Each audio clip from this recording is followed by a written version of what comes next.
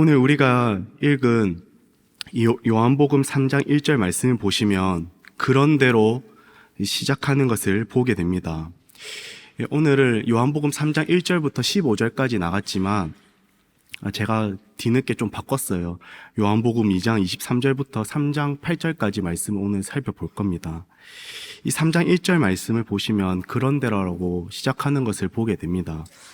이 요한복음 3장은 이 앞의 내용과 다른 주제가 아니라 계속해서 이어져 갑니다. 우리가 읽은 이 본문 앞의 내용을 잠시 보자면 이렇습니다. 이 요한복음 2장 1절에서 12절에는 이 가나안 혼인잔치 때에 표적을 보여주시면서 하나님과의 결혼 관계가 회복되는 새 시대가 도래했음을 예수님께서는 보여주시죠. 그리고 이 13장 22절에는 이 성전의 종말의 이 선지자적인 행동을 통해 예수님께서는 선고하시는 것을 보게 됩니다. 이제 예수님이 성전이 되사 그 안에서 영과 진리로 이 새로운 예배를 드리는 이 새 시대가 열렸다는 것을 보여주시는 것이죠. 그리고 오늘 읽었던 23절부터는 예수님께서 자유롭게 예루살렘을 다니시면서 또 다른 표적을 일으키시는 것을 우리는 본문을 통해 알 수가 있습니다. 이 성경에 나오는 표적은 기적하고는 조금 다릅니다. 기적은 놀라운 일, 보통 인간이 할 수 없는 일, 또는 자연 법칙을 넘어서는 이 초자연적 일을 가리킵니다. 하나님께서 이집트에서 10가지 재앙을 내리신 일이나 여호수아 전쟁 때 태양을 멈추게 한 일 같은 것들을 모두 기적이라고 부릅니다. 이러한 기적을 행하는 것은 하나님의 위대하심과 그분의 신성, 놀라우신 위엄 등을 나타내기 위한 것이죠. 그러나 오늘 본문에 등장하고 있는 이 표적은 그 기적과 조금은 다릅니다. 표적은 그것을 행하는 사람이 말하려는 것을 증명하는 도구입니다. 이 표적은 헬라어로 세메이온이라고 하는데 영어로는 사인이라고 합니다. 쉽게 말해서 하나님께서 어떤 일을 말씀하시거나 주장하실 때에 표적을 통해서 그 말씀이 하나님으로부터 온 것임을 증거하시는 것이죠. 그러므로 예수님께서 표적을 행하실 때는 거기에 따른 분명한 이유가 있다는 겁니다. IVP 신약 성경 주석은 표적에 대해서 이렇게 말합니다. 표적은 예수님의 사역에 대한 신학적 진리를 가리킨다. 표적은 예수님의 사역에 대한 신학적 진리를 가리킨다. 예수님께서 행하신 이 표적은 다른 표적들과 같이 이미 하나님의 나라가 예수님을 통해 이 땅에 왔다는 것을 보여주는 것입니다. 예수님께서 이 표적을 행하실 그때에 많은 사람이 예수님 곁에 있었습니다. 그 행하시는 표적을 보고 그의 이름을 믿었습니다. 하지만 그들의 믿음은 예수님이 기대하셨던 믿음은 아니었던 것 같아요. 요한복음 2장 24절과 25절 말씀을 보시면 이렇게 기록하고 있습니다. 예수는 그의 몸을 그들에게 의탁하지 아니하셨으니 이는 친히 모든 사람을 아심이요 또 사람에 대하여 누구의 증언도 받으실 필요가 없었으니 이는 그가 친히 사람의 속에 있는 것을 아셨음이니라. 아멘. 그렇다면 예수님이 기대하신 믿음은 무엇이었을까요?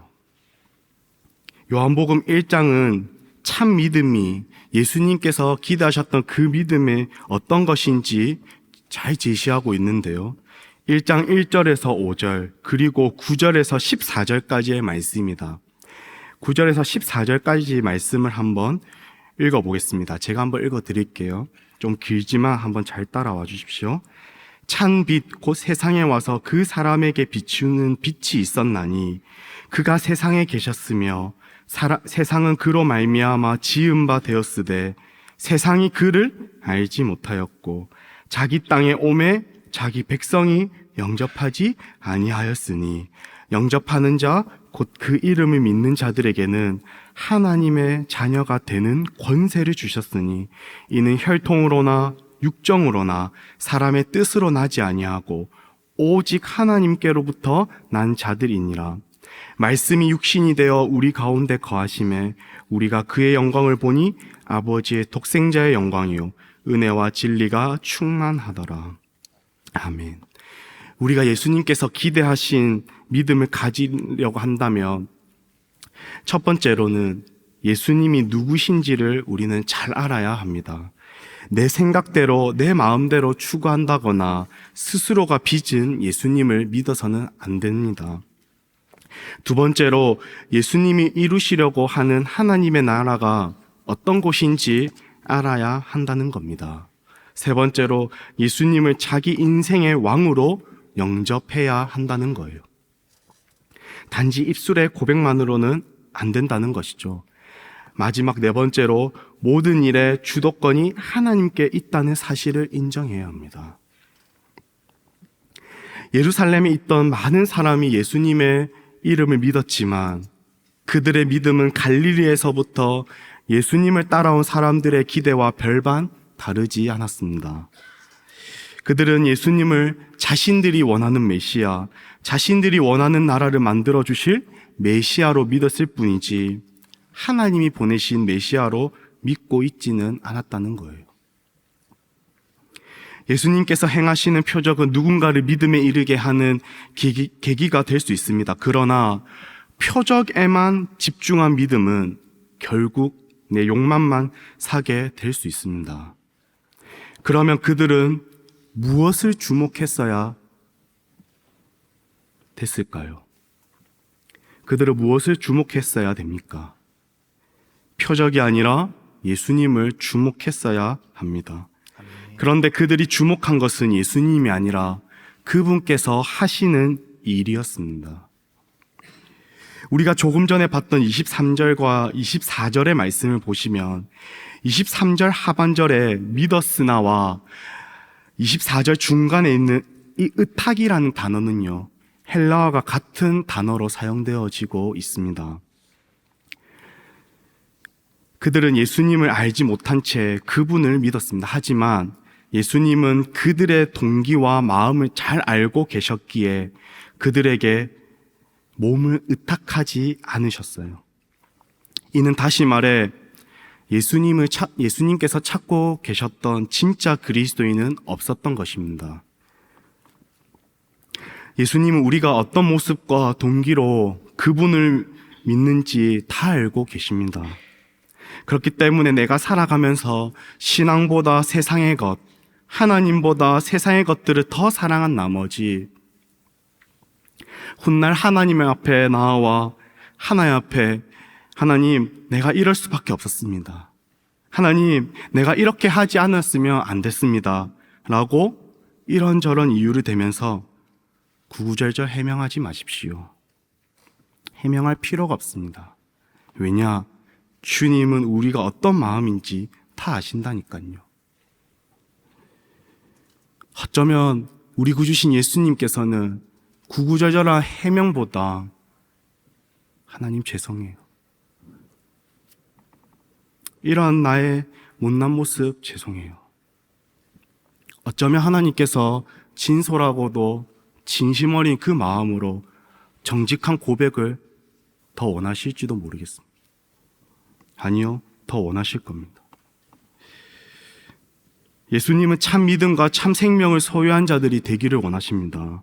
그러므로 믿음의 동역자 여러분, 진실된 마음으로 예수님만을 주목하는 저와 여러분이 되기를 소망합니다. 아멘. 주님은 우리가 의탁할 만한 사람이 되기를 바라세요. 그분께서 하신 그 일에만 초점이 맞춰지는 것이 아니라 그 일을 행하시는 그분, 그 예수님 그 자체에 초점을 맞춰 바라보며 살아가는 삶을 우리 주님은 바라고 원하심을 믿으시길 바라요. 아멘. 예수님이 예루살렘에서 표적을 행하신 것을 보고 믿은 어느 한 사람이 예수님께 찾아오는 것을 보게 됩니다. 3장 1절 말씀에 이렇게 기록하고 있습니다. 우리가 3장 1절 말씀을 한번 읽어보겠습니다. 시작. 그런데 바리새인 중에 니고데모라 하는 사람이 있으니 유대인의 지도자라.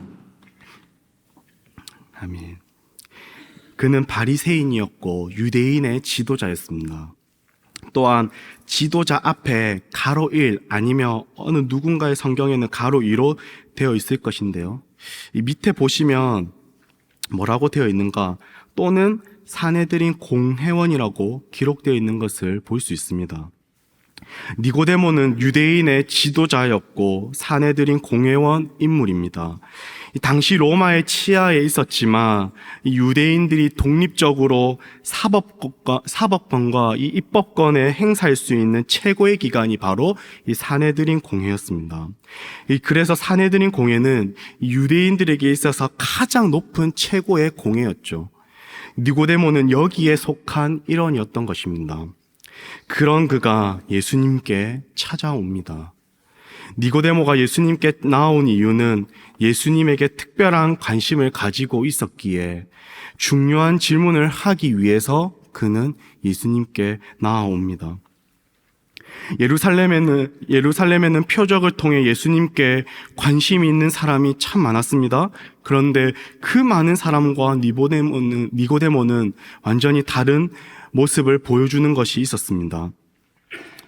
니고데모는 완전히 달랐어요. 그 많은 사람은 예수님께 관심은 있었지만 그들은 모여서 예수님을 구경만 하고 돌아갔습니다. 그저 구경꾼과 관중에 그들은 불과했다는 거예요. 구경꾼들은 호기심이나 재미를 위해 모인 사람들입니다. 이들이 예수님께 관심을 가지고 나온 것은 자신들이 살면서 한 번도 듣지 못했던 그 말씀을 하셨기에 어느 한 사람도 하지 않았던 말씀을 하셨기 때문에 그들은 예수님께 관심을 가졌습니다. 그래서 처음에는 예수님의 말과 행동에 관심과 감탄을 자아내며 나아왔던 것이죠. 그러나 시간이 지나면서 그들은 모두 자신의 일상으로 돌아갑니다. 다 제각각 갓길로 다 가버려요. 어쩌면 집으로 돌아갔거나 자신의 일터로 돌아갔겠죠. 구경이 끝나거나 흥미가 떨어지면 돌아서서 자기 집으로, 자기 일상으로 가버립니다. 또한 자신이 원하지 않는 것을 직면하게 되면 떠나버리죠. 뒤도 돌아보지 않고 여운도 남기지 않고 홀로 떠나버립니다. 이에 니고데모는 그들과 전혀 다른 모습을 보여주죠. 예수님의 말씀을 듣는 가운데 니고데모는 그 이야기가 예수님께서 지금 하시고 있는 그 말씀이 그냥 단순히 일반적인 이야기, 모든 사람을 위한 이야기가 아니라는 것을 그는 깨달았던 거예요. 그는 예수님께서 하신 말씀은 굉장히 중요한 이야기였고 이 이야기를 이해하지 못하면 자신의 인생에 큰 문제가 생긴다는 것을 그는 느꼈습니다. 남의 이야기가 아니고 단순히 구경해도 되는 이야기가 아니라 자신을 향한 중요한 이야기였던 것을 그는 깨닫고 느꼈다는 겁니다. 무엇이 그의 마음에 걸렸는지는 잘 모르겠어요. 그런데 예수님께서 하셨던 말들은 자기에게 매우 중요하고 해결하지 않으면 안 된다는 느낌을 그는 받았던 것이지요. 니고데모는 결코 구경꾼이 아니었습니다. 그래서 니고데모는 아무도 없는 밤에 혼자서 예수님께 뚜벅뚜벅 걸어가 찾아간 것입니다. 동역자 여러분, 이게 믿음의 시작입니다. 이게 믿음의 시작이에요. 예배의 시간에 앉아 있다고 변하지 않습니다. 단순히 설교를 잘 듣는다고 변하는 것도 아닙니다. 하나님의 이야기, 다시 말해서 우리가 말씀을 구경꾼처럼 호기심 때문에 듣고 있다면 이 자리에 착석은 하고 있지만 돌아갈 때에 얻어가거나 유익한 것은 아무것도 없을 것입니다. 동역자 여러분, 진지하게 하나님의 이야기 속에 들어와 니고데모의 자리에 서 있는 자여야만 세상이 줄 수 없는 유익함을 누리게 될 것입니다. 아멘. 그가 예수님께 나아와서 뭐라고 말했는가? 2절 말씀에 이렇게 고백합니다. 2절 말씀을 한번 읽어주시겠어요? 시작. 랍비여, 우리가 당신은 하나님께로부터 오신 선생인 줄 아나이다. 하나님이 함께 하시지 아니하시면 당신이 행하시는 이 표적을 아무도 할 수 없음이니이다. 아멘. 이에 예수님께서는 곧바로 이렇게 말씀하십니다. 3절 말씀에 진실로 진실로 내게 이르노니 사람이 거듭나지 아니하면 하나님의 나라를 볼 수 없느니라. 여기서의 거듭남은 위로부터 다시 태어나다 또는 영적으로 새롭게 태어나다라는 의미를 내포하고 있습니다. 지금 예수님은 니고데모에게 이렇게 말씀하시는 거예요. 니고데모야, 너에게 말해주고 싶은 중요한 말이 있는데 너는 하나님의 나라에 들어갈 수 없다. 너는 결단코 하나님의 나라에 들어갈 수 없다라고 단호하게 말씀하시는 것이죠. 이 말씀은 니고데모가 전혀 예상하지 못한 말씀이었습니다. 그는 예수님과 신적이면서도 고상한 종교적인 주제들로 대화를 나눌 줄 알았을 것입니다. 그런데 본인의 생각과 달리 예수님께서는 다짜고짜 네가 다시 태어나지 않는다며, 네가 다시 태어나지 못하면 너는 아무런 소망도 없어. 너가 다시 태어나는 일이 없다면 하나님의 나라에 결코 들어갈 수 없다.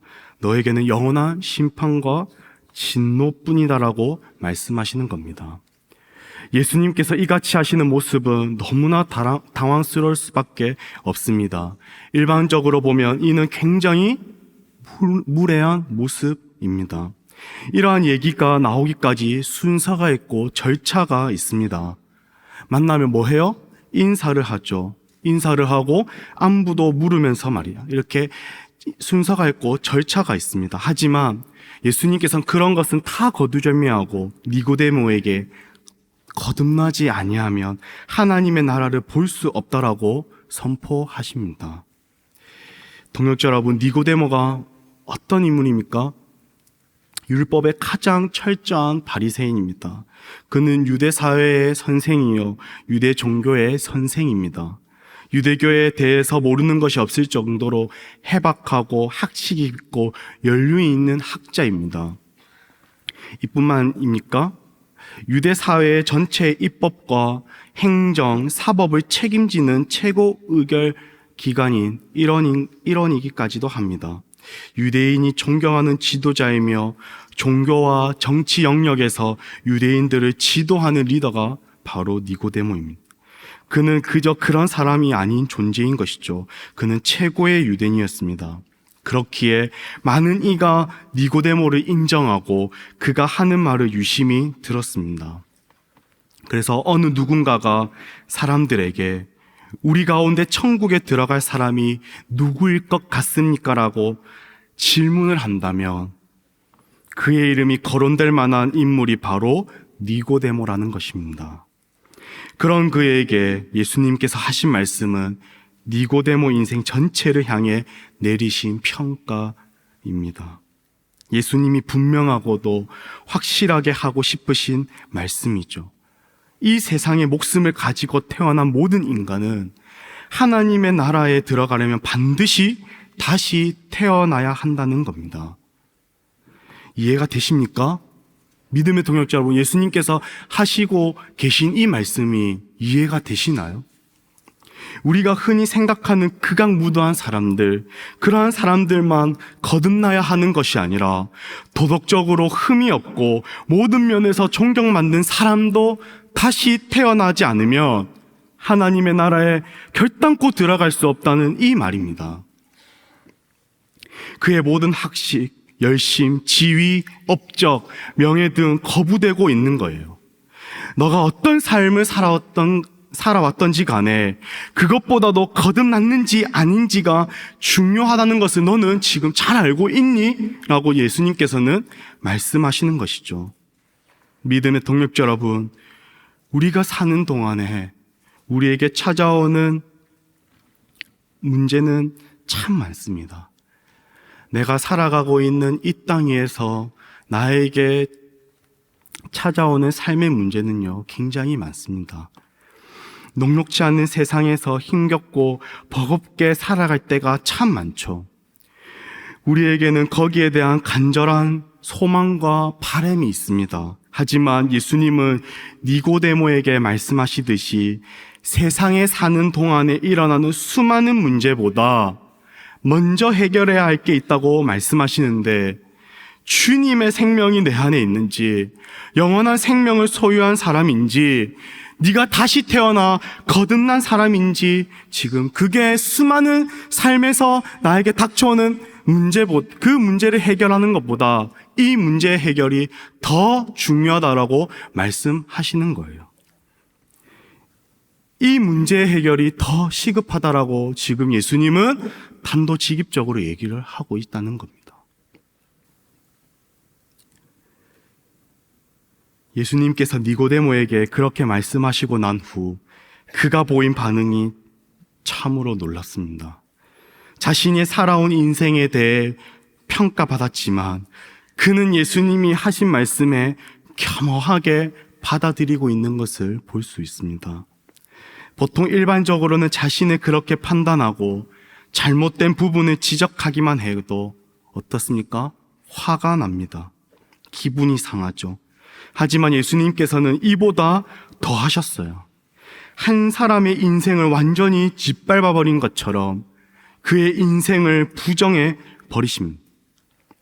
당하는 사람으로서는 기분 나쁜 것은 당연하거니와 분노가 치밀어 올라올 수밖에 없는 상황이에요.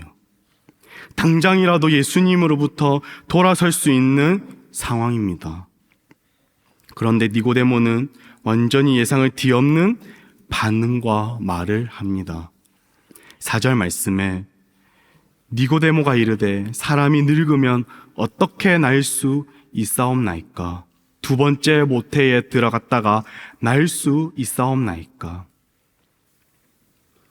예수님, 다시 태어나야 한다고요?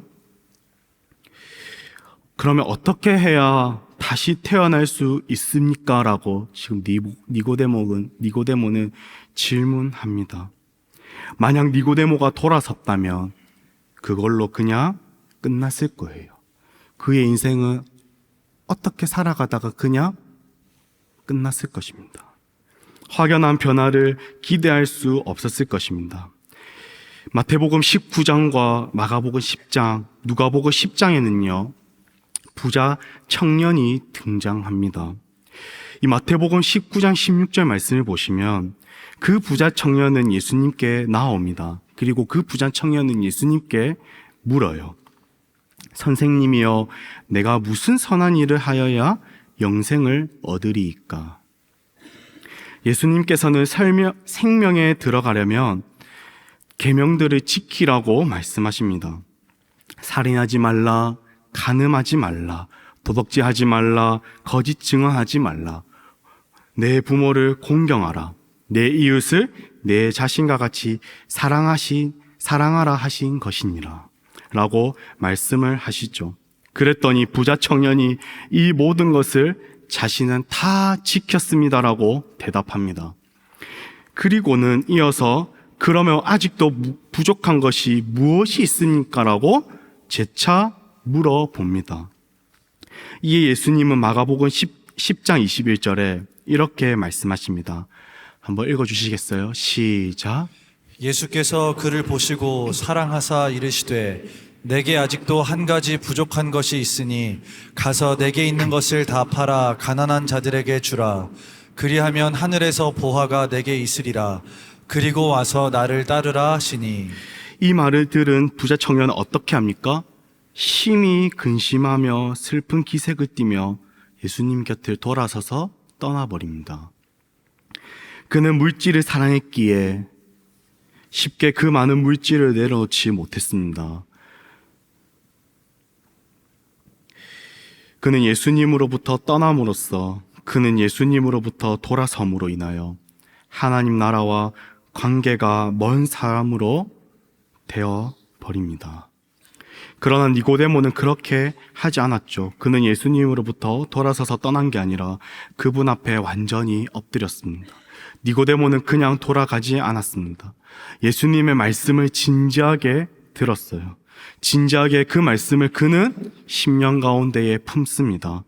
그는 어떻게든 예수님께서 말씀하신 이 거듭남의 비밀을 듣고 싶었습니다. 그런 마음이 있었기에 그는 예수님 곁에 서 있었고, 그는 그냥 넘어가지 않고 계속해서 예수님께 여쭙고 또 여쭙고, 자신의 인생을 그렇게 한순간 짓밟아 버릴 만큼 부정하셨지만 그럼에도 그는 예수님께 계속적으로 나아가 예수님께 여쭙고 또 질문합니다. 믿음의 동역자 여러분, 이 순간이 매우 중요합니다. 내가 잘 이해가 되지 않고 납득이 안 될 그때 혹시 그 안에 뭔가 있지 않을까 우리는 생각해 보아야 합니다. 그리고 그러한 순간에 내가 어떻게 하는지가 중요하죠. 혹시 십자가를 바라볼 때 여러분들은 어떤 느낌이 드십니까? 상식적으로 생각해 보면 십자가는 정말 말도 안 되는 이야기입니다. 십자가는 2000년 전 팔레스타인에서 예수라는 젊은이가 달려 죽은 이야기죠. 그런데 기독교인들은 그 십자가를 보면서 하나님이 인간을 구원하기 위해 만든 구원의 방식, 구원의 통로라고 고백합니다. 그렇기 때문에 십자가 앞에 서고 그 십자가를 바라보면서 어떻습니까? 감격해서 울기도 하고 그 십자가를 짊어지고 십자가의 삶을 살겠다고 고백하죠. 그 십자가를 위하여서 자신의 인생을 내려놔 그분을 위한 삶을 살아갑니다. 그냥 보면 도저히 이해가 안 됩니다. 납득하기 어렵습니다. 이는 예수님 당시에도 그랬어요. 철학이 발달한 그리스 사람들이 보기에는 그것은 굉장히 무식해 보였습니다. 또한 율법을 아는 유대인들이 보기에는 사람의 구원과 관련해서 그 십자가는 굉장히 무능해 보였습니다. 그래서 그 당시에도 십자가는 전혀 인기가 없었습니다. 그렇기 때문에 사람들에게 있어서 안중에도 없었죠. 그 십자가는 거들떠 보지도 않았습니다. 그러니까 사람들이 어떻게 했겠습니까? 그 십자가 앞에서 무시하고 다 돌아서고 떠나버리는 것이죠. 믿음의 동역자 여러분, 우리는 어떻게 해야 되겠습니까? 우리는 거기서 그들과 함께 돌아가 버리면 절대 안 됩니다. 무슨 일이 있어도 거기에서 돌아서서 떠나면 안 된다는 거예요. 너무나도 쉽게 판단하고 져버려서는 안 됩니다. 멈춰서서 진지하게 왜 십자가인가? 멈춰서서 그분 앞에서 질문해야 되는 거예요. 왜 십자가입니까? 그렇게 묻고 그렇게 또 묻고 그렇게 멈춰서서 예수님께 질문하고 또 질문해야 되는 거예요.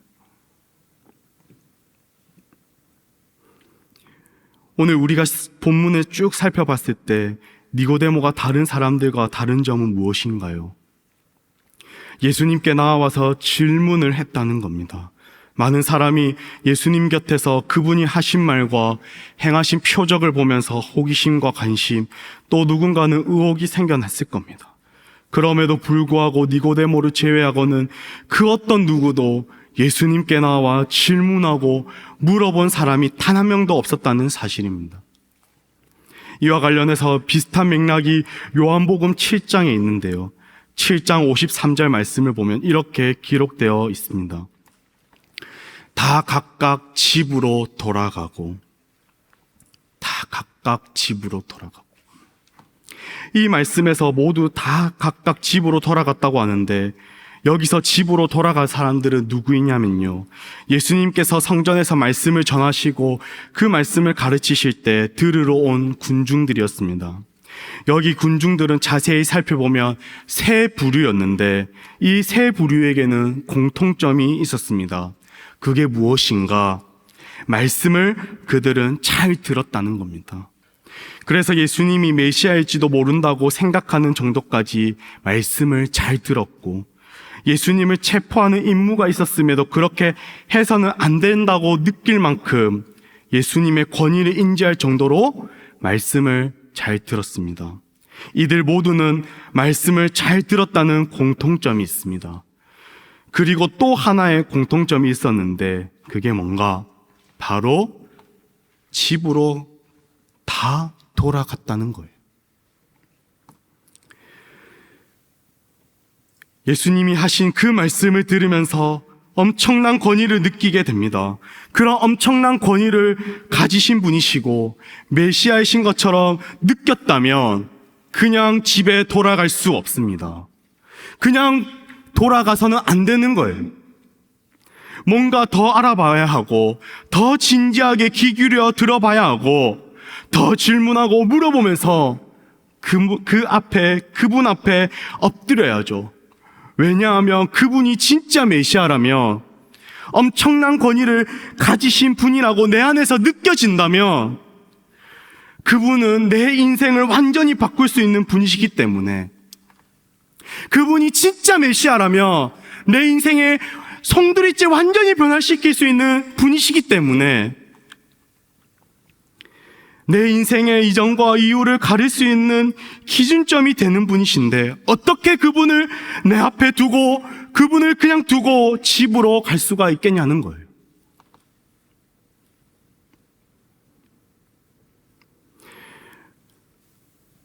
진짜 생명이 달려있는데, 진짜 참된 소망이 있는데 그냥 돌아가시겠어요, 여러분들?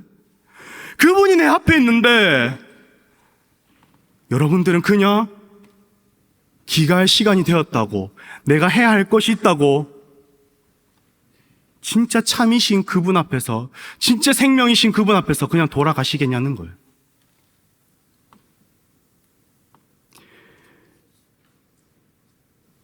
우리 신앙생활에 있어서 질문하는 게 얼마나 중요한지 모릅니다. 질문한다는 것은 신앙의 성장과 이해를 위한 중요한 과정입니다. 니고데모는 자신의 신분과 지위, 명예로 인해 아무도 없는 그 밤에 예수님께 찾아왔을지도 몰라도 그는 예수님께서 하신 말씀에 의미심장함을 느꼈고 어쩌면 예수님의 존재가 진짜 메시아이시지는 않을까, 하나님께서 보내신 분이시지 않을까 고민하고 또 고민하여 예수님께 나와 직접 내가 그러면 경험해봐야겠다, 내가 직접 확인해봐야겠다라고 지금 니고데모는 마음을 먹은 것이죠. 이 자리에 계신 여러분들 중에서 내가 예수님을 믿는다고 또 사랑한다고 고백하시는 분들이라면 내가 원치 않는 상황을 겪을 때, 인생의 문제 앞에서 고난과 시련이 닥쳐올 때 여러분들은 어떻게 하시나요? 답답한 그 상황에 있을 때 여러분들은 어떻게 하십니까? 질병에, 또 누군가에게 말 못할 우리 집 가정 상황이 마주하게 됐을 때, 직장 상사에게 내 자존심 짓밟히면서까지도 내가 치욕스럽게 지내는 그 현장에서, 그러한 순간에 여러분들은 어떻게 하시나요? 그냥 덮어두고 시간이 지나면 해결되겠지 그렇게 생각하시고 그냥 넘어가시나요? 그러한 순간에 우리가 해야 될 것은요, 내가 당장 납득하기 어려울지라도 주님께 찾아가 여쭙는 거예요. 질문하는 거예요. 하나님, 나에게 왜 이런 질병을 허락하셨어요? 하나님, 나에게 왜 이런 고난과 시련을 주셨죠? 왜 우리 부모님은 아직 예수님을 믿지 않으시는 건가요?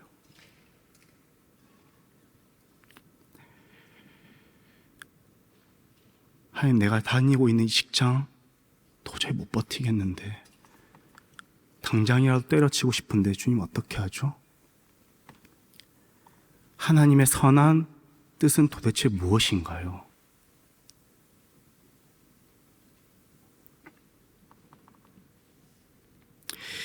하나님, 내 신앙이 슬럼프에 있습니다. 내 신앙이 좀처럼 다시 회복되지 않아요. 하나님, 도대체 내가 할 수 있는 게 무엇이 있죠? 하나님, 도대체 나는 무엇을 해야 되죠?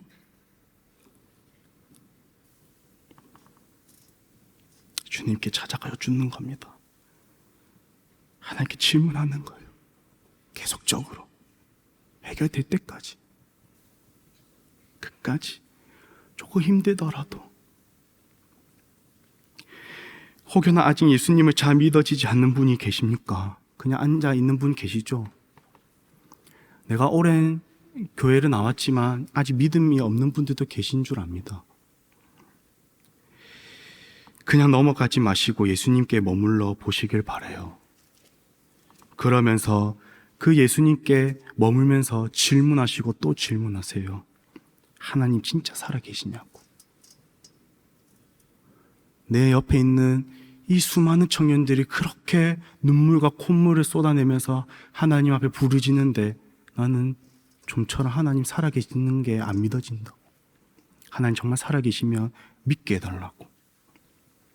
살아계시면 믿을 수 있는 은혜를 허락해 주시면 안 되겠냐고. 질문하고 또 질문하세요. 그렇게 여러분들이 결단을 가지고 노력해 보셔야지만 진짜 하나님을 만났을 때의 진짜임을 여러분들이 경험하고 진짜 신앙생활을 할 수 있는 겁니다. 그렇게 노력도 하지 않고 질문도 하지 않는데 하나님을 안 믿어진다? 당연한 것이죠. 여러분들이 진짜 경험해 보셔야 진짜 신앙생활을 할 수 있는 거예요. 진짜 예수님께서 구원자이시고 진리시고 참이신 분이라면 그게 맞는지 아닌지 내가 확인해 봐야 되고 내가 직접 경험해 봐야 되는 거 아니겠어요? 우리가 맛을 보지 않는데 어떻게 알 수 있겠습니까? 그래서 다윗이 뭐라고 고백했습니까? 맛보아 알지어라고 말했지 않습니까? 맛보아 알지어다. 주변 사람들이 신앙을 가지고 말하는 걸 내 신앙이라고 생각하지 마십시오. 찬양과 기도 시간 때 분위기에 휩싸여 내 신앙이 괜찮다라고 착각에 빠져 있지 않기를 바랍니다. 동역자 여러분, 그냥 교회 여기 나와 있다고 착석해 있다고 내 신앙 괜찮다라고 생각하지 마세요. 어줍잖게 여러분들 신앙생활 하지 마시길 바라요. 진실로 마음을 담아 예수님께 나와 진짜 그러한지를, 진짜 하나님의 말씀이 그러한지를, 진짜 예수님께 나의 구원자이신지를 내가 경험해 보셔야 진짜 내 신앙을 가지고 나아갈 수 있습니다. 니고데모의 물음에 예수님의 입에서 진리가 쏟아지기 시작합니다. 바로 5절에서 8절 말씀인데요. 예수님은 드디어 다시 태어난다는 것이 무엇을 의미하는지 말씀하십니다. 물과 성령으로 난다. 물과 성령으로 난다는 말이 무엇을 의미할까요? 물과 성령으로 거듭난다는 것은 구약 성경에서 예언한 약속의 말씀, 그 약속이 성취되는 것을 말합니다. 세례와 성령의 역사, 다시 말해 물로 씻음과 성령의 새롭게 하심을 의미합니다. 이는 단순히 육체적인 출생이 아닌 영적인 출생을 뜻하는 것이죠. 죄로부터의 정결과 새로운 삶을 시작하는 것을 의미합니다. 이는 하나님께서 에스겔 선지자를 통하여 예언하셨는데 에스겔 26장 25절에서 27절에 그 부분이 굉장히 잘 나타나고 있습니다. 집에 돌아가셔서 한번 확인해 보시길 바라요. 장차 새로운 시대가 열릴 것이며 죄 때문에 하나님 앞에 절대로 설 수 없는 인간들이 맑은 물로 씻겨 완전히 깨끗하게 된다는 것입니다. 완전히 새로워진 영으로 창조되는 역사가 일어날 것이라는 말씀을 예수님께서는 말씀하시는 겁니다. 이렇게 새 영으로 다시 태어난 인간은 철저하게 어떠한 삶을 살아가는가? 성령의 인도하심을 받으며 살아가는 삶으로 완전히 바뀝니다. 3장 8절에 바람이 임의로 불매 네가 그 소리는 들어도 어디서 와서 어디로 가는지 알지 못하나니 성령으로 난 사람도 그러하니라. 성령에 의해 거듭난 사람의 삶은 성령의 인도와 영향을 철저히 받는다는 것입니다. 이러한 사람들은 성령의 인도하심에 따라 살아가며 그 삶의 변화와 결과는 명확히 드러난다는 것입니다. 믿음의 동력자 여러분, 니고데모는 요한복음 3장 이후에 7장과 19장에 또 등장하게 됩니다. 시간이 지나면 지날수록 니고데모는 예전과 전혀 다른 모습임을 볼 수 있습니다. 그는 예수님께 머뭇으로 질문하고 또 질문했고, 그로 인해 그는 확인하고 경험함으로써 차차 거듭난 사람의 면모로 변화되어 가는 것을 확인할 수 있습니다. 무엇이 옳고 그름인지 바로 알게 된 그의 내면의 질서가 회복되어 그는 거듭난 사람으로 철저히 성령의 인도하심만 따라가는 하나님의 나라의 백성으로 살아가게 되었습니다.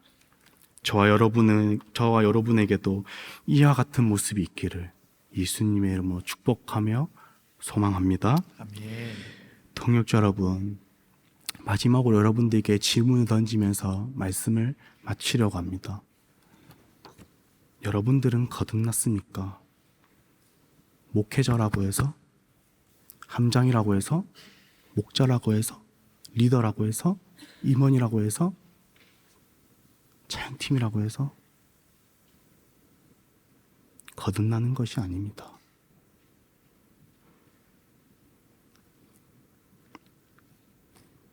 여러분들은 거듭났습니까?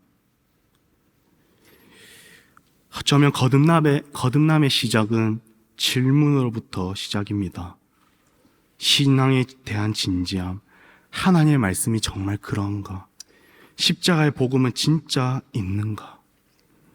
질문하심으로 그것을 내가 직접 확인하고 경험하셔야 합니다. 하나님께 나아가 질문함으로 다시 태어나는 귀한 은혜가 있기를 축복합니다. 아멘.